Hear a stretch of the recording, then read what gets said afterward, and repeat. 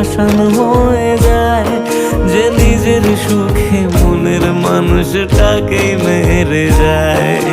হায় রে বোকা মন আমার, শুনলি না বারণ, আবার প্রেমে মজলি রে তুই কেন কারণ?